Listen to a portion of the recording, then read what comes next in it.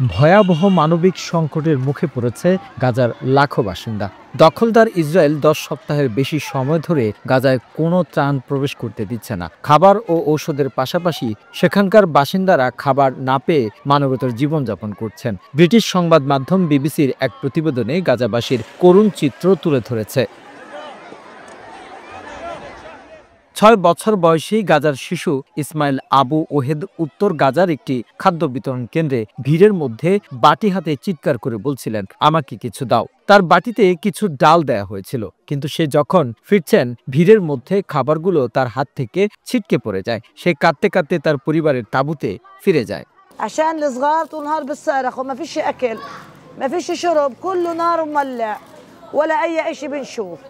গাজা উপত্যকায় ইসরায়েল সামরিক অভিযান জোরদার করেছে। খাদ্য, চিকিৎসা সরবরাহ এবং অন্যান্য সাহায্যের উপর 10 সপ্তাহেরও বেশি সময় ধরে অবরোধ অব্যাহত। Basically shut down the existing aid delivery mechanism that already operates within the bounds of humanitarian principles.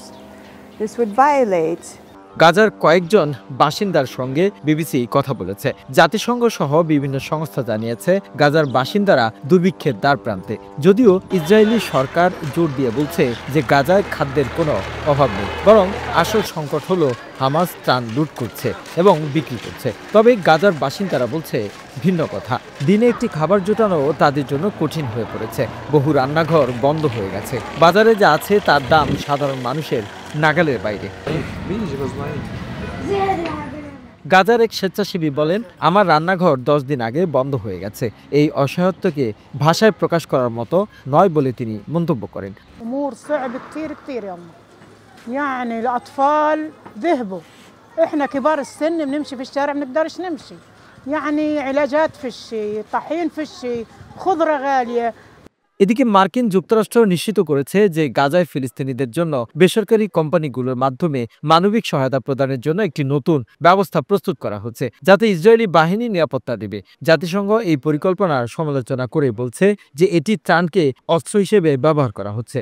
Gaza শহরের ইসমাইলের বাবা বলেন, আমার ছেলে মেয়েরা না খেয়ে ঘুমায়। সন্তানদের জন্য কিছু না করতে পেরে মাঝে মাঝে আমি একা বসে কাঁদি। নিজেকে তখন ছোট বাচ্চার মতো মনে হয়।